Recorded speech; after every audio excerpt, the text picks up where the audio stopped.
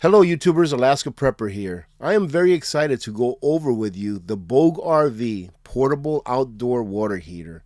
And yes, although its name states outdoor, I will be testing it in the fashion that I believe I would use this product during a short or long-term power outage.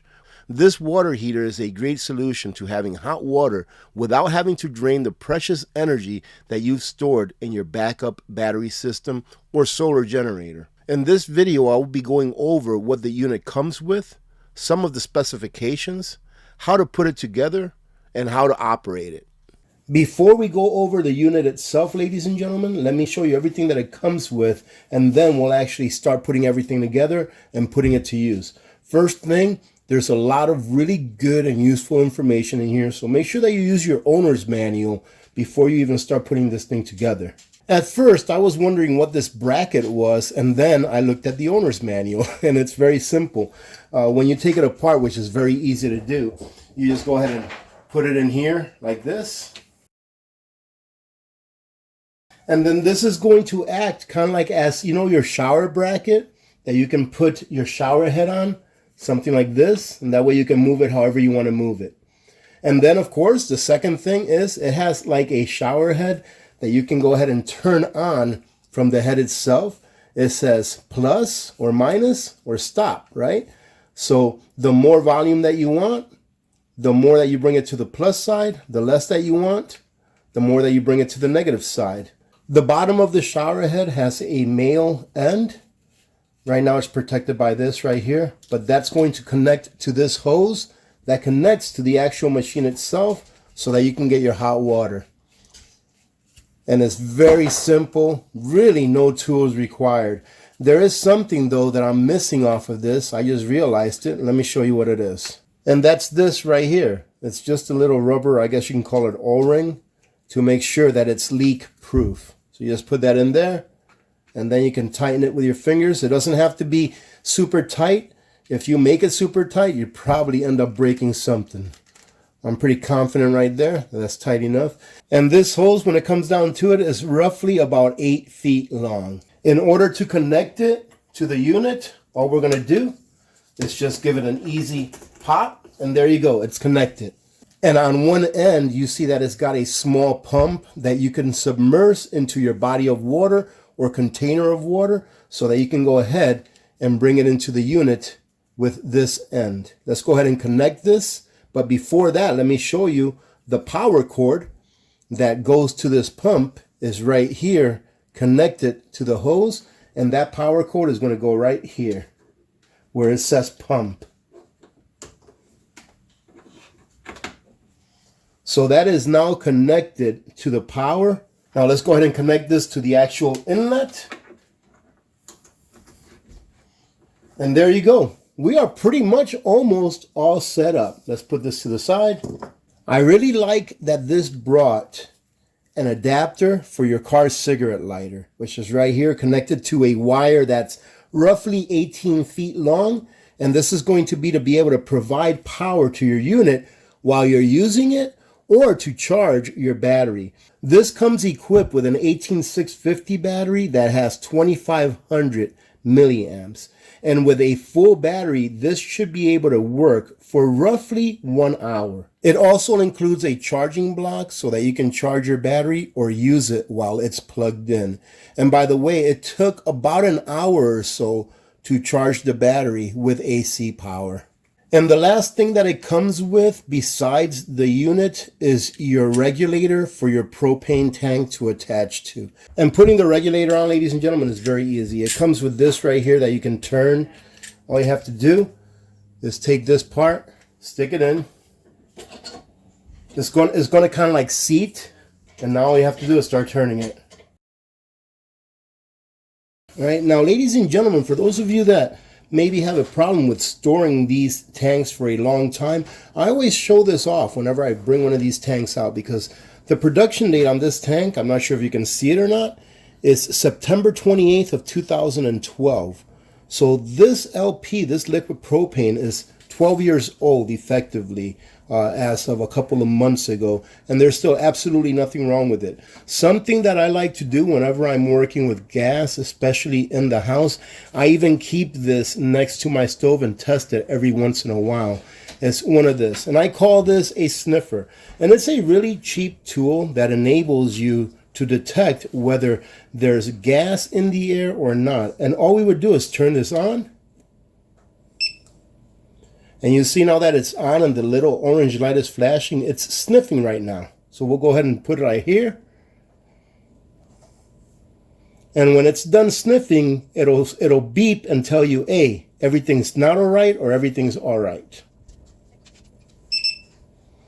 And once it beeps, you can see here, I'm not sure how well you can see it, but it's giving me a green light, meaning that there's no gas in the air. Now what I'll do is every once in a while, I'll go ahead and turn this on and have it sniff behind my cooking range. For those of you that think that using liquid propane inside your house is dangerous, I'm not telling you what to do, but if you have a gas range that you use for cooking at home, that's exactly what you're doing. You're using either liquid propane or natural gas inside your house in a controlled manner to cook food. In this case, we're going to use it to warm up water. And now, as per the instructions, this should be ready to go as long as we have a source of water. Now, this right here where it says hot is for a reason. It's because this is the exhaust, so the excess heat that this produces once it heats the water is going to come out of this vent. There's another vent on the other side of this, and as you can see down here on both sides as well, there is a vent that will allow it to intake fresh air. Make sure that whenever you're using this, that neither of these vents are obstructed on either side. Now, ladies and gentlemen, I have not used this at all, so we're doing it together for the first time. What I did here is I went ahead and filled a container with water, and hopefully that'll be enough water for me to demonstrate so that this pump will have something to draw from. So let's go ahead and put this inside. Something I failed to show you here is that this shower head has 3 modes. One that's a really low flow, one medium flow, and one high flow. And then you can, of course, adjust each individual flow as much as you like with this knob right here. Right? So we're going to put this on high, and let's go ahead and put this on medium and see how this works. So from what I understand, all we have to do is turn this on. Okay, and that right there is telling you pretty much what the temperature in here is, but it's telling you that we have the water for the output connected, and now we're going to turn on our pump.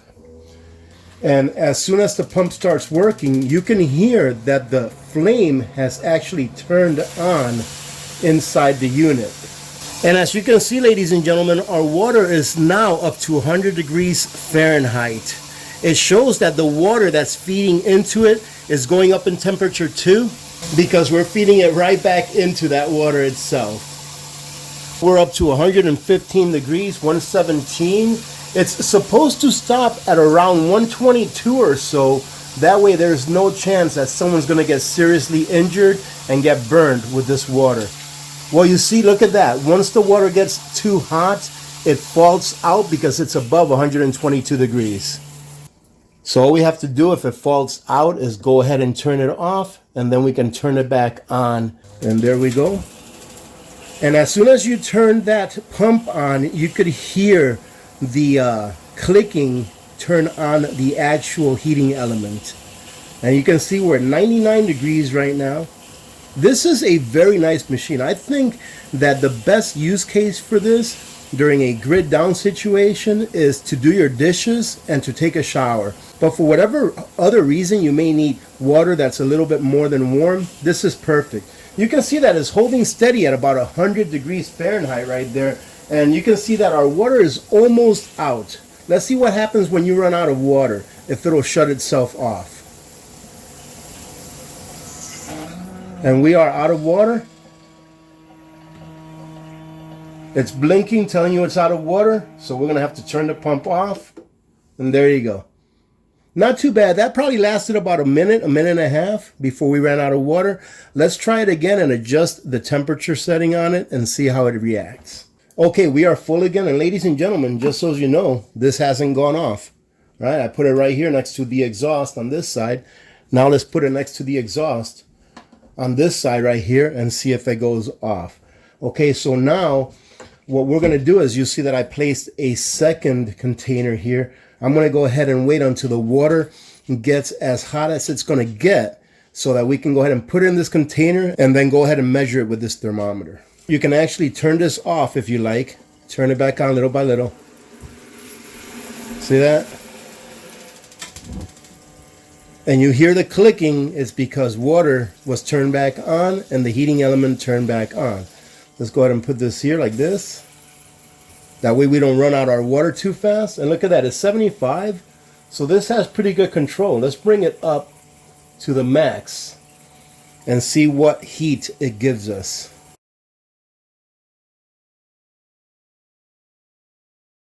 And you can see that the water coming in is only 48 degrees.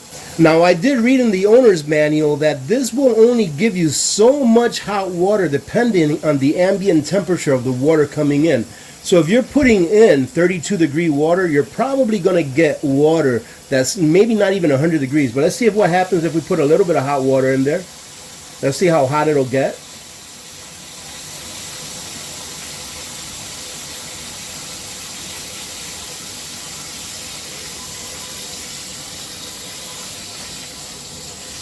You can see that as the ambient temperature of the water coming in gets higher, that the higher that it's able to heat it. So there's only so much that this is going to do. And again, I think that's a good thing because it keeps people from getting burnt really bad.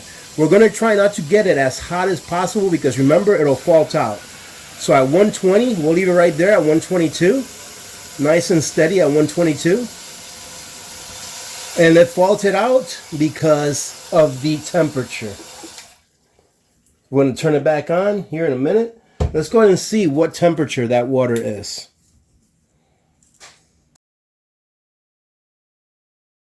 Now you have to remember that we're not going to reach the exact temperature that is stated as far as the output goes, because this right here, this container is not 108 degrees when I put it there, so it steals a little bit of the heat from the water. I hope you understand that, because that's exactly why that happens.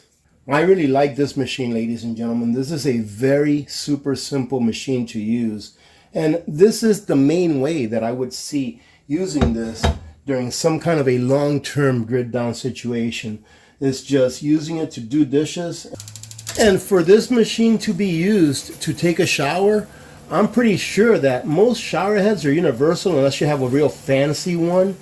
And all you would have to do is just actually take the shower head and put it where your shower head is, because they're all pretty much the same. And remember, this has like an 8, close to a 10-foot hose.